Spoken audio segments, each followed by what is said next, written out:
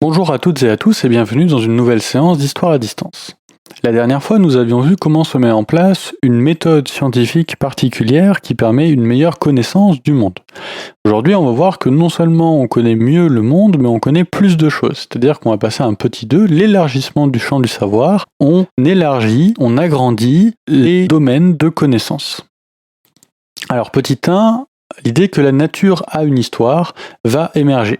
Avant, on est sur une conception religieuse du monde qui dit que Dieu a créé la Terre en 7 jours, et donc la nature est immuable. Si c'est Dieu qui a tout créé, rien ne change, rien n'évolue.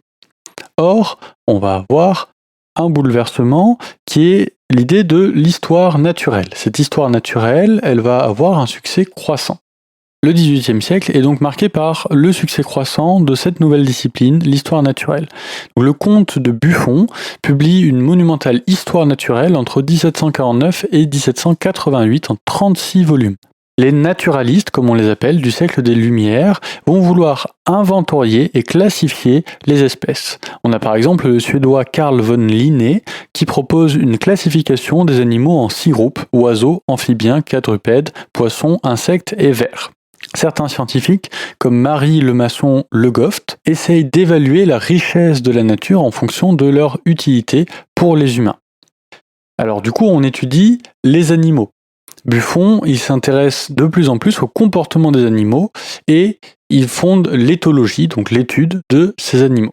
Certaines disciplines font aussi leur apparition comme l'entomologie, l'étude des insectes. Donc là, vous avez un exemple de Maria Sibylla Merian qui fait un voyage au Suriname en 1699 et là, c'est l'une des premières à étudier la métamorphose des papillons, de la chenille jusqu'au papillon en passant par la chrysalide, etc. Ce qui fait aussi des progrès considérables, c'est la botanique. On identifie désormais les organes sexuels des plantes, avec les fleurs, etc. Et on multiplie les tentatives pour acclimater des plantes dans des jardins exotiques en Europe, avec ce qu'on appelle les jardins botaniques qui se développent, où on va exposer ces plantes. Donc là, vous avez un exemple avec ce dont je vous parlais tout à l'heure, Marie Lemasson-Le Goff, qui montre des plantes différentes et elle les note sur 20 selon leur utilité pour les êtres humains. Si on étudie de plus en plus la nature, on étudie de plus en plus la Terre également. Et ça va avec le développement de la géologie.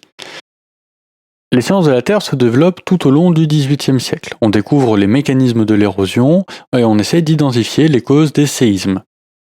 Cette planète Terre, on va aussi se rendre compte qu'elle a une histoire, comme la nature. Alors ça va poser problème, parce que selon la Bible, le monde est très récent, en général 6000 ans. Or, les scientifiques comme Buffon calculent l'âge de la Terre, et Buffon, lui, il l'estime à 3 millions d'années. Alors, il craint d'être condamné par l'Église, donc il va réduire ce temps à 72 832 ans. Mais lui, il pense, après ses calculs, que ça fait 3 millions d'années. Et il présente du coup des époques pendant lesquelles la Terre aurait évolué, depuis la formation des planètes jusqu'à l'apparition des animaux et des hommes.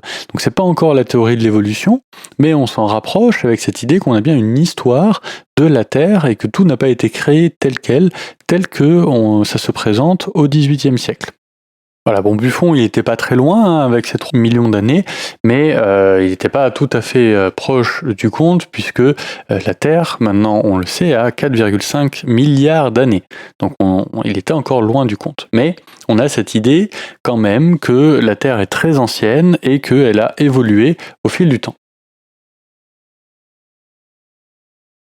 Alors, puisqu'on a plein de nouveaux objets d'étude, on va avoir de nouvelles disciplines, une spécialisation des scientifiques, puisque au début, les scientifiques s'occupent de plein de choses. Vous avez vu, par exemple, Pascal, il est philosophe, il invente la calculette, il invente le baromètre pour mesurer la pression. Descartes, il est philosophe aussi, et puis il est mathématicien, et puis il fait un peu de physique, et voilà. Donc on fait plein de choses. Et puis petit à petit, tout ça va se spécialiser, parce que comme les progrès se font de plus en plus importants, eh bien il faut étudier de plus en plus précisément, et donc se spécialiser. Alors le premier exemple ici, c'est la naissance de la chimie moderne. Progressivement, la chimie va se différencier, s'affranchir de l'alchimie dont elle est encore dépendante. Vous savez, l'alchimie, c'est cette chimie un petit peu magique du Moyen-Âge où on essaie de créer la pierre philosophale pour transformer le plan en or, peut-être vivre éternellement, etc. Donc c'est une pensée un petit peu magique, et là, on va s'en débarrasser, on va rester sur une pensée scientifique avec la chimie.